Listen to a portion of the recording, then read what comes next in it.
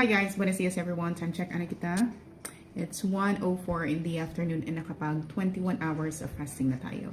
So I am ready to break my fast. Meron akong salmon. Salmon na ulo, sabaw. And then may leftover pa ako na chicken, liver, gizzard. Kahapon to guys. And I guess may pork pa to. Minix ko na lang dito. And then may upo. So that's it guys.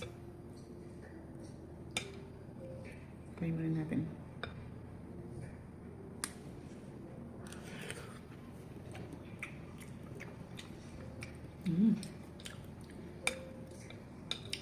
Itong salmon na ulo guys, ano to?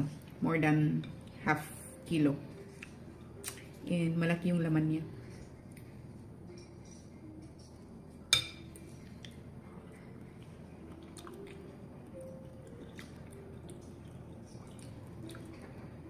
Sarap.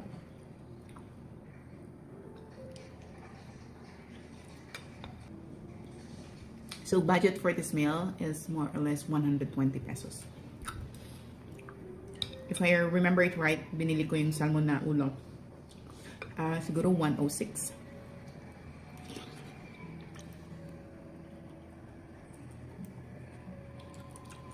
So, dahil isang beses lang ako kumain, so yun lang yung budget ng food ko.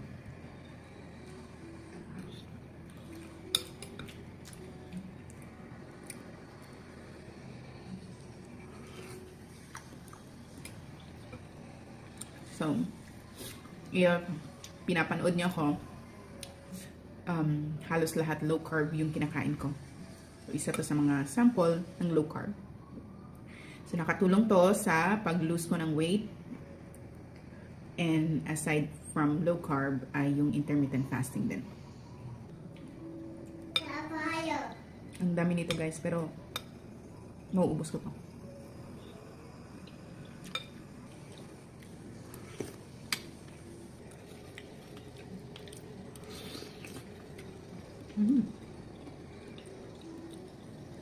So yummy.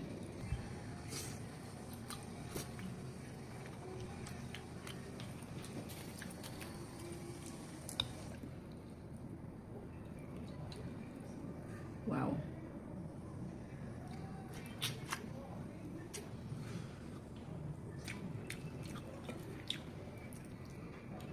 So yun lang muna for now guys. Sinishare ko lang yung mga kinakain ko.